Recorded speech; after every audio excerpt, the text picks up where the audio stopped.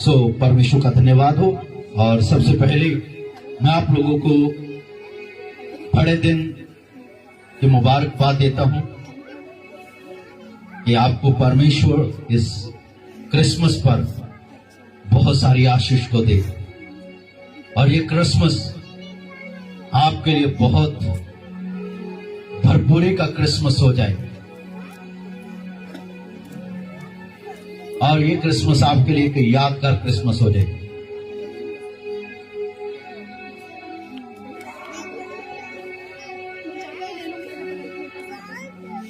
तो कुछ समय के लिए ध्यान दीजिएगा। मैं क्रिसमस के बारे में कुछ बातों को आपके सामने रखना चाहता हूं।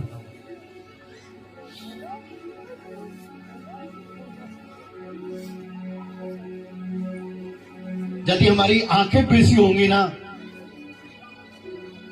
तो हम यीशु को नहीं देख पाएंगे। यदि हमारे कान बेसी होंगे ना तो स्वर्गदूतों के द्वारा जो खुशी की खबर 2022 साल पहले दी गई थी वो आपके कानों में नहीं गूंजेगी। जब भी कोई बात करता है समझ लीजिए शैतान ने आपको ऑफर दिया है कि आप परमेश्वर की खुशी की खबर ना सुन सकें। मेहरबानी से बैठ जाए। जो बच्चे हैं मेहरबानी ना चुप करो बच्चे नु जेडे शरारत कर रहे ने।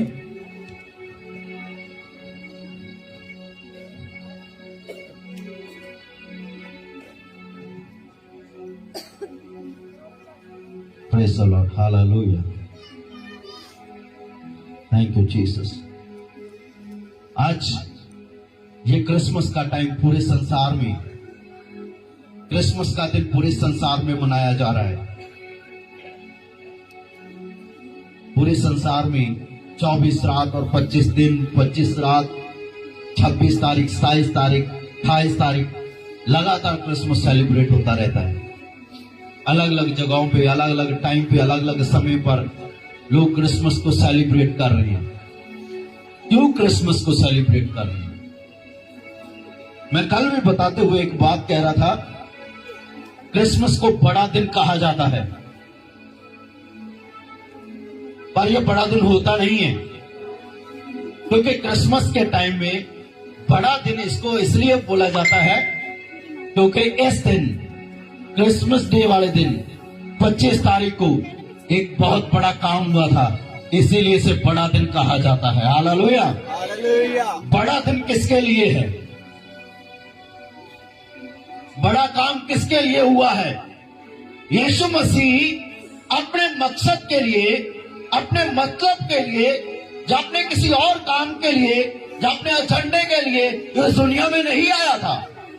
उसका पर्सनल कोई काम नहीं था, क्योंकि उसी ने तो धरती को बनाया है। वो तो मालिक है, वो इस धरती को बनाने वाला है, रचने वाला है, वो इसका मालिक है। इसीलिए मैं आपको बताना चाहता हूं, वो इस धरती पर आया है, पर उसका धरती पर आने का एक ही रीजन था। बाइबल बताती है, लूका रचित सुसमाचार के अंदर परमेश्वर का वचन कहता है कि मनुष्य का पुत्र खोए हुए को ढूंढने और उनको बचाने के लिए आया है।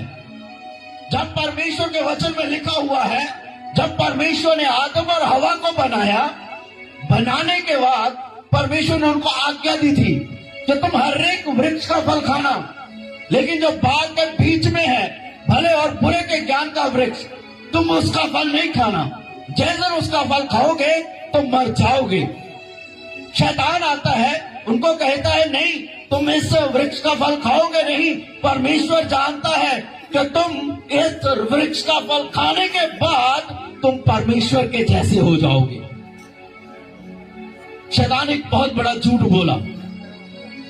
आज हवा ने क्या किया? फल तोड़ा, शैतान के बहकावे में आ गई, फल तोड़ा, खाया और आदम को भी खिलाया।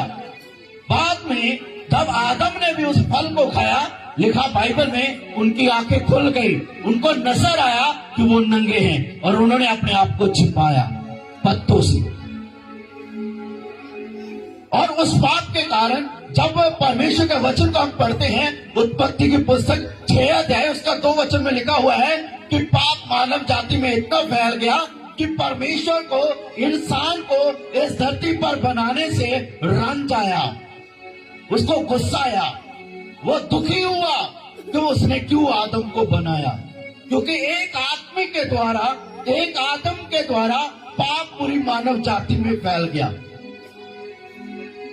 आज कहते हैं ना हम, जैसा माता पिता का स्वभाव होता है वो बच्चों में दिखाई देता है। माँ बाप के काम बच्चों में दिखाई देते हैं। हम कहते हैं हमने कोई बड़ा गुनाह नहीं किया है, लेकिन पाप कहाँ है? पाप तो हमारी नस नस में है, पाप तो हमारे स्वभाव में है, पाप तो हमारे खून में है, पाप तो हमारे बोलने में है, पाप तो हमारे देखने में है, पाप तो हमारे सोचने में है, पाप जो हम करते हैं और पाप जो हमारे दिखाई नहीं देते हैं। बाइबल में लिखा हुआ है, जो तुमने सोच लिया वो तुमने कर लिया। एक साइंटिस्ट ने ये बात बताई थी, एक इंसान के मन में 1 मिनट में कम से कम 7 विचार आते हैं और सातों के सातों ही ज्यादातर गलत होते हैं, सही भी होते हैं। कोई भी बंदा किसी के लिए नहीं सोचता।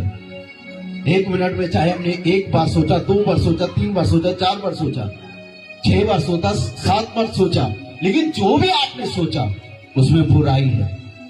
जो आपने सोच लिया वो कर लिया।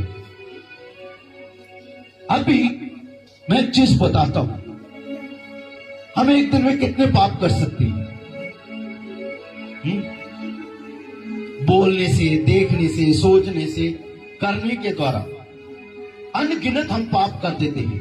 मैं बहुत बार एक एग्जाम्पल को हमेशा देता हूं, लेकिन बड़े ध्यान में रखना इस चीज को। एग्जाम्पल क्या देता हूं, हम एक दिन में कितने पाप करते हैं? कम से कम लाई तो कम से कम हम 10 पाप लगाए तो 1 महीने के कितने हुए? 10 दिन के कितने हुए? 100। 20 दिन के और 30 दिन के, 1 महीने के 300। 1 महीने के, 1 साल के कितने बन गए? 12 से 36, 3600। और यदि हमारी उम्र 70 साल तक है तो कितने पाप हो गए? चलिए एक छोटी सी बात बताता हूं। वाचा मनसा कर्म के अनुसार हमने एक दिन में 3 पाप किए, 1 महीने के 90 हो गए, 1 साल के 1000 के ऊपर हो गए, और 70 साल हमारी उम्र हो जाती है तो 70,000 हमारे पाप हो जाते हैं। यहाँ लुधियाना में हम कचहरी में जज के सामने पेश करेंगे तो जज भी क्या कहेगा? 1 पाप हो, 1 गलती हो, 2 गलती हो तो माफ हो सकती है। 70,000 तेरे पाप है, वो कैसे माफ किए जाए? मैं आपको बताता हूँ, हमारे 70 साल के 70,000 पाप नहीं है। 70,000 पाप तो हम एक दिन में भी कर जाते हैं। हमारे पापों की गिनती सैकड़ों में या हजारों में नहीं है, लाखों में नहीं है, अनगिनत है जो हमारे पाप हैं।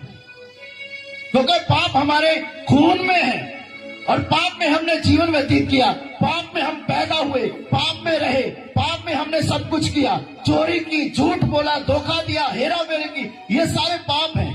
क्योंकि ये हमारे स्वभाव में है, ये हमारे नेचर में है। तो क्या हुआ? हमने कितने पाप किए जो लाखों की गिनती में है, जिसकी कोई माफी नहीं है। चाहे हम कितना भी दान पुण्य कर लें, चाहे कितने बलिदान चढ़ा लें, चाहे कितना भी भेंट दे दें, चाहे कितने बड़े काम कर लें, उन पापों से कोई मुक्ति नहीं है। लेकिन बाइबल बताती है यीशु मसीह का इस दुनिया में आने का एक ही रीजन था, हम जो पाप में फंसे हुए हैं, हम जो पाप की दलदल से अपने आप को नहीं निकाल सकते हैं, यीशु मसीह इस दुनिया में आया ताकि हमें इस पाप की दलदल से बाहर निकाले। Hallelujah, hallelujah. हमारे लिए तो स्वर्ग का द्वार बंद हो गया था, क्योंकि कभी भी कोई पापी स्वर्ग में प्रवेश नहीं कर सकता है, क्योंकि परमेश्वर की कोई भी आशीष एक पापी के जीवन में नहीं आ सकती है। यदि हम पूरी बाइबल को पढ़े तो बाइबल बताती है एक भी परमेश्वर का वायदा और एक भी आशीष पापी इंसान के लिए नहीं है, एक भी नहीं है, एक भी नहीं है। लेकिन मैं एक बात बताना चाहता हूं, हम पाप में जीवन व्यतीत करते हैं, पाप में रहते हैं, लोग आपसे नफरत करेंगे। अरे इस बंदे ने धोखा दिया, अरे ये बंदा बड़ा चालाक है, ये बंदा अपना मतलब निकालता है, ये स्वार्थी है, ये बेईमान है, इसके जैसा कोई नहीं है, अरे ये तो बड़े बड़े नशे करता है, ये तो गाली देने वाला है। लोग आपसे नफरत करते हैं। लेकिन मैं आपको बताता हूँ, परमेश्वर ने जगत से ऐसा प्रेम रखा कि उसने अपना इकलौता पुत्र दे दिया, ताकि जो कोई उस पर विश्वास करे नाश न हो बल्कि हमेशा का जीवन पाए। परमेश्वर आपसे प्यार करता है। परमेश्वर एक पापी से प्यार करता है। वो इच्छा रखता है कि कोई भी पापी पाप में जीवन व्यतीत करते हुए नाश न हो जाए। परमेश्वर नहीं चाहता कोई भी पापी पाप में नाश हो जाए। इसीलिए उसने स्वर्ग से अपने प्रिय पुत्र को, इकलौते पुत्र को, प्रभु यीशु मसीह को इस दुनिया में भेजा, ताकि वो आपके और मेरे जितने भी पाप हैं, जो लाखों की गिनती में हैं, जिनके लिए उसने इस दुनिया में जन्म लिया। पाप किसने किए? मैंने किए। पाप किसने किए? आपने किए। भले ही वो लाखों की गिनती में हो, करोड़ों की गिनती में हो, आपके पापों को कोई भी अपने ऊपर नहीं ले सकता है। आपके पापों का कर्जा आपके ऊपर है। लेकिन यीशु मसीह इस दुनिया में आया, इस जगत में आया, एक बालक के रूप में पैदा हुआ, ताकि आपके जो ऊपर पापों का कर्ज है, उस पापों के कर्ज को वो चुका सके और आपको आजाद कर सके। Hallelujah, hallelujah, hallelujah. आपके लिए खुशी की खबर है कि नहीं? हाँ जी। कुछ लोग कहते नहीं, मेरे लिए तो नहीं है। क्यों? क्योंकि मुझे एहसास ही नहीं है कि मेरा जीवन पाप में है। मैं एक बंदे के बारे में बताना चाहता हूं। यशायाह के पुस्तक में लिखा हुआ है, यशायाह भविष्यवक्ता के बारे में पहले अध्याय में कहता है, हाय उस मनुष्य पर जो पाप करता है, हाय उस मनुष्य पर जो बुरे काम करता है, हाय उस मनुष्य पर जो सुबह सुबह शराब पीता है, हाय उस मनुष्य पर जो गालियां देता है, हाय उस मनुष्य पर जो अपने पड़ोसी का बुरा करता है, हाय उस मनुष्य पर जो बुराई को दौड़ता है। 5 अध्याय तक आप पढ़ के देख ली। वो कहता है हाय उस पापी पर, हाय उस पापी पर, हाय उस पापी पर। लेकिन जिस वक्त 6 अध्याय में लिखा हुआ है, जब यशायाह ने परमेश्वर को देखा, उसकी पवित्रताई को देखा, उसके सामर्थ को देखा, उसकी महिमा को देखा, वो घुटनों के बल आ गया और कहने लगा, हाय हाय मैं नाश हुआ, क्योंकि मैं पापी मनुष्य हूँ और पापी ओट वाला मनुष्य हूँ और पापी मनुष्यों के बीच में। उसको एहसास, जब तक हमें परमेश्वर की पवित्रताई का नहीं पता होगा, हमें अपना पाप नजर नहीं आएगा। मैं बाइबल में से बताना चाहता हूँ, पतरस जब पूरी रात मछलियां पकड़ने में बिताई, लेकिन एक भी मछली उसे नहीं मिली, एक भी मछली उसे नहीं मिली है। बाइबल बताती है वो किनारे पर उदास होकर गया। यीशु मसीह के पीछे भीड़ आ रही है। यीशु मसीह उसकी नाव में बैठ के और लोगों को प्रचार करने लगे, बताने लगे। और लोग क्या करने लगे? सुनने लगे। प्रचार के बाद में यीशु मसीह ने कहा पतरस से, अपनी नाव को गहराई में ले चल। पतरस क्या करता? अपनी नाव को गहराई में लेकर के जाता है। जब उसकी नाव गहराई में जाती है, यीशु मसीह कहता है अब इसकी दाई और जाल डाल। वो कहता है प्रभु इसी जगह पर मैंने पूरी रात मछलियां पकड़ने में बिताई है, मुझे पूरी रात कुछ नहीं मिला, तो अब क्या मिलेगा? लेकिन उसने कहा ठीक है प्रभु, फिर भी तू कहता है तो मैं अपना जाल डालता। उसने अपना जाल लिया, ऐसे पानी पर डाला और फिर यीशु मसीह के कहने से अपने जाल को खींचा। उसके जाल में इतनी मछलियां थी, उसका जाल फटने लगा। जल्दी से उसने अपने भाइयों को आवाज दी, आओ मेरी मदद करो, मेरा जाल मछलियों से भरा हुआ है और इसको ले लो। वो अपनी नाव को मछलियों से भरता है और उसके भाई लोग भी क्या करते हैं? अपनी नाव को मछलियों से भर लेते हैं। जब वो मछलियां भर लेती हैं, पतरस बिल्कुल शांत हो जाता है, सोचने लग जाता है, विचार करने लग जाता है। पूरी रात मैंने इसी जगह पर मछलियां पकड़ने लगा, मैंने कितनी मेहनत की, मैंने कितना जोर लगा लिया, लेकिन मुझे कुछ नहीं मिला। लेकिन मेरी नाव को जिसने मछलियों से भरा है वो कौन है? जब उसने यीशु के चेहरे की ओर देखा, लिखा है बाइबल में वो कहने लगा, प्रभु मुझसे दूर चला जा, मैं तेरे लायक। हमें कब रियलाइज होता है कि मैं गलत हूं, मैं सही नहीं हूं? जब हम परमेश्वर के साथ मुलाकात करते हैं, जब हमारी मुलाकात परमेश्वर के साथ होती है। मैं आपको एक चीज बताना चाहता हूं, यदि यीशु मसीह इस दुनिया में ना आए होते तो शायद हमारी मुलाकात कभी भी यीशु के साथ ना हो पाती। हम स्वर्ग जा नहीं सकते थे क्योंकि हमारे काम ही नहीं थे स्वर्ग जाने वाले। हमने ड्रामा में क्या देखा? तो सबसे पहले ड्रामा हुआ था, है ना? पहले आता है, कहते हैं मैं तो स्वर्ग जा रही। दूसरा पूछता है, क्यों? तूने ऐसा क्या किया है कि जो तू स्वर्ग जाए? उसने कहा, मैं डॉक्टर हूं। वो दूसरा कहता है, ठीक है फिर तो मुझे भी जाना चाहिए। क्यों? क्योंकि मैं भंडारी हूं, मैंने लाखों लोगों को खाना खिलाया। वो भी कहते हैं, चलो फिर चलते हैं स्वर्ग को। वो भी जाते हैं। तीसरा उससे बेटा, क्यों जा रहे हो? वो कहते, मैं एक्टर हूं, मुझे बहुत लोग जानते हैं, मेरा नाम है। वो कहते, ठीक है तू भी आ जा। चौथा कहता है, मैं भी स्वर्ग जा रहा हूं। चौथा मिलता है, वो भी कहता है, तुम किस स्वर्ग जा रहे हो? तुमने ऐसा क्या किया है? तो चौथा भी कहता है मैं क्या हूं? इंजीनियर हूं, मैं नेता हूं। एक विश्वासी कहता है, तो मुझे भी स्वर्ग जाना चाहिए क्योंकि मैं तो यीशु मसीह पर विश्वास करता हूं। लेकिन किनका नाम जीवन की पुस्तक में लिखा हुआ मिला? विश्वासी का, बड़े नाम वाले का, बड़े पैसे वाले का, बड़े रुतबे वाले का, बड़े काम करने वालों का नहीं, जो विश्वास करते हैं।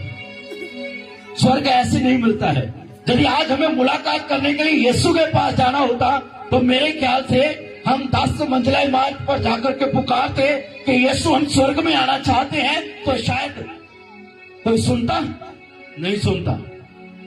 आज कितने बड़े बड़े जहाज हैं, नॉर्मल जहाज 33,000 पर उड़ान भरती है, 33, 35, 38,000 तक,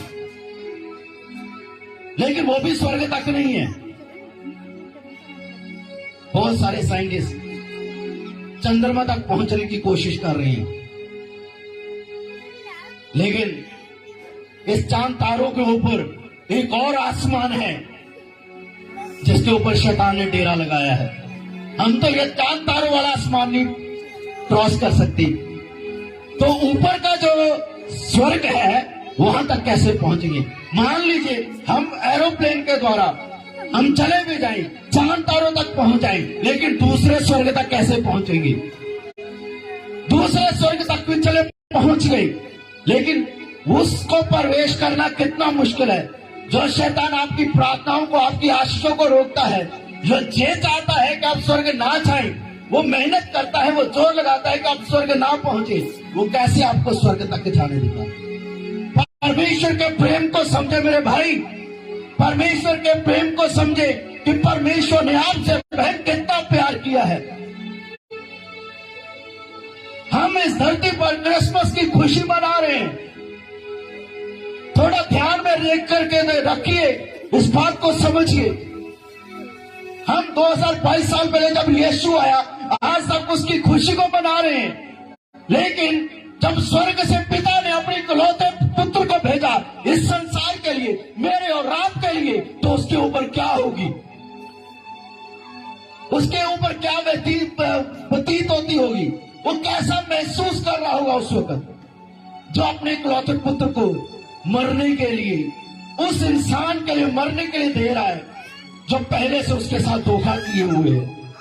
पहले आदम और हवा ने परमेश्वर के साथ धोखा किया।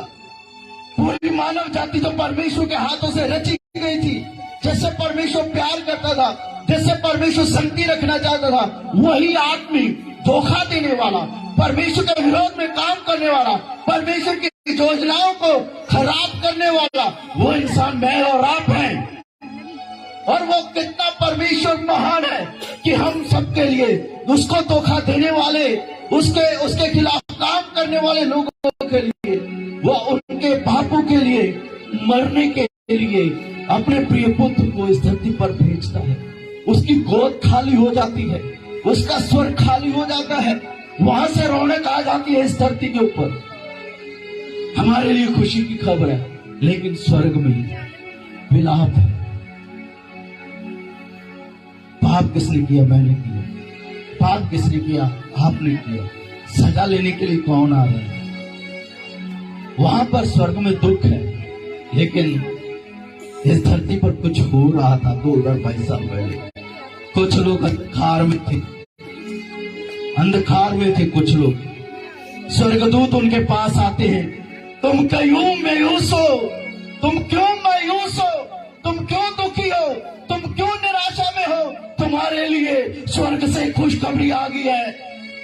जिन पापों से तुम नहीं निकल सकते थे, जिन कामों में तुम फंसे हुए नाश हो रहे थे, तुम्हारे लिए परमेश्वर ने अपने इकलौते पुत्र को दे दिया है।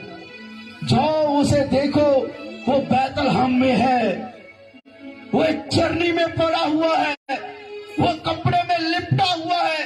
जाइए, उससे मिलिए, उसको देखिए, उसको सजदा करिए, अपने उद्धारकर्ता को, अपने मुक्तिदाता को, जो तुम्हारे पापों के लिए इस दुनिया में आ गया है, ताकि तुम्हारे लिए तुम्हारे पापों को तुम्हारे ऊपर से मिटा डाले।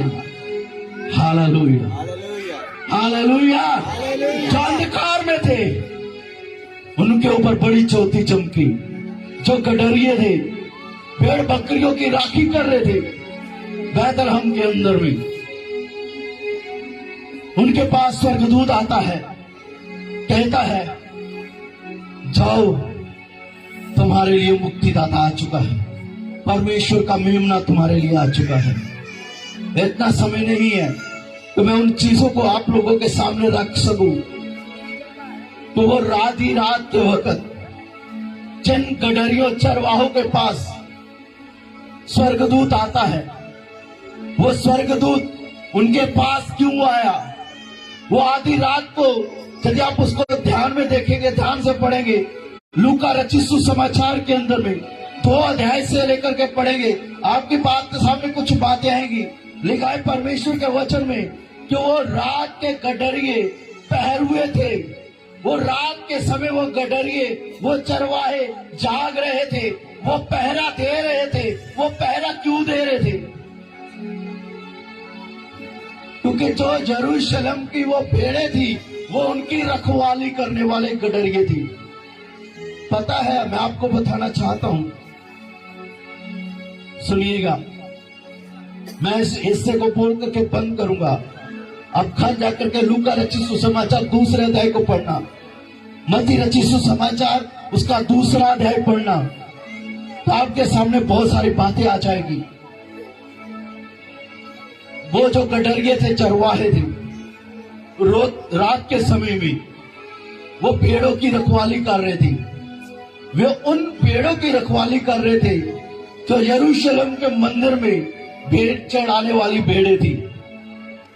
क्या करते थे वो लोग? परमेश्वर के वचन में लिखा हुआ है, 2 अध्याय पढ़ना, 2 अध्याय लूका रचित सुसमाचार पढ़िए, लूका 2:6। उनके वहां रहते हुए उसके जन्म के दिन पूरे हुए, और वह अपना पहलौठा पुत्र जनी और उसे कपड़े में लपेटकर चरनी में रखा, क्योंकि उनके लिए सराय में जगह न थी। और उस देश में कितने गडरिये थे जो रात को मैदान में रहकर अपने झुंड को पहरा देते थे। हाँ, कितने क्या थे वो? गडरिये थे। क्या कर रहे थे वो? पहरा। हाँ, सुनिए ध्यान से, वो यरूशलेम के अंदर में जो भेड़ें थी, वो उनकी रखवाली कर रही थी रात के समय। क्योंकि उस वक्त कुछ भेड़ें थी जो बच्चा देने वाली थी, कुछ भेड़ें थी जो बच्चा देने वाली थी। जैसे ही बच्चा पैदा होता था, वो उन भेड़ के उस बच्चे को, उस मेमने को लेते और लेकर के उसको साफ करके उसके पैरों को एक साफ सुथरे मलमल के कपड़े में उसको लपेट करके एक गुफा में रख देते थे। उसका मतलब ये होता था कि यदि वो मेमना उठा, एकदम से उठा, उसको चोट लगी, तो वो उसको यरूशलेम के मंदिर में ऐसे पापों के बलिदान के लिए बलि करना था। यदि उसके ऊपर हड्डी टूट जाती, उसकी हड्डी टूट जाती, उसको चोट लग जाए, तो वो बलिदान के लिए नहीं थी। इसीलिए वो चरवाहे जाग रहे थे, भेड़ों की राखी कर रहे थे, ताकि उस भेड़ जो बच्चा जन्ने वाली है, उस कैसे वो बच्चे को पैदा करे, उस बच्चे को ले अपने हाथों में और मलमल के कपड़े में लपेटे और उसको अच्छी सेफ जगह पर रखा जाए। ये थी स्टोरी यहाँ पर। जब यीशु मसीह का जन्म हुआ तो मैं आपको बताना चाहता हूँ, यीशु मसीह को जो इस धरती को बनाने वाला परमेश्वर है, उसको भी इस धरती पर पैदा होने के लिए जगह नहीं थी। थोड़ा सा मैं ब्रीफली बताना चाहता हूँ, शॉर्ट में एक चीज बताना चाहता हूँ। जहां पर यीशु मसीह का जन्म हुआ वो बैतलहम की जगह है। बैतलहम का मतलब है रोटी का घर। यीशु मसीह ने कहा, मैं जीवन की रोटी हूं जो स्वर्ग से उतरी है। यीशु मसीह जीवन की रोटी है। बैतलहम के अंदर जो रोटी वाला घर था, वहां पर जीवन की रोटी का जन्म हुआ है। मैं जो बात बताना चाहता हूं जल्दी सी, वो ये है, यहां पर परमेश्वर का वचन जो कहता है, जब वहां पर जनगणना हो रही थी, यूसुफ अपनी पत्नी को लेकर के वहां पर जाता है बैतलहम में। यीशु मसीह का जन्म बैतलहम में भविष्यवाणियों के द्वारा, जो भविष्यवाणी की गई थी नबियों के द्वारा, उस भविष्यवाणियों को लेकर के वो बैतलहम में आई थी, ताकि वो जो भविष्यवाणी की गई थी वो पूरी हो सके। तो वहां पर जब वो जाता है तो उसको पता रहता है यूसुफ को, क्योंकि वो दाऊद के घराने से था और दाऊद का सिंहासन कहां पर था? बैतलहम में था। और उसके जितने तमाम भाई बहन थे, रिश्तेदार थे, वो सारे के सारे बैतलहम में थे। उसको पता है उसकी पत्नी गर्भवती है और वो पुत्र को पैदा करने वाली है। वो जाता है, उसको पता है कहीं ना कहीं उसे जगह मिल जाएगी, क्योंकि उसके रिश्तेदार बहुत थे। एक के पास जाता है और कहता है, भाई मेरी पत्नी गर्भवती है, मेरी पत्नी गर्भवती है।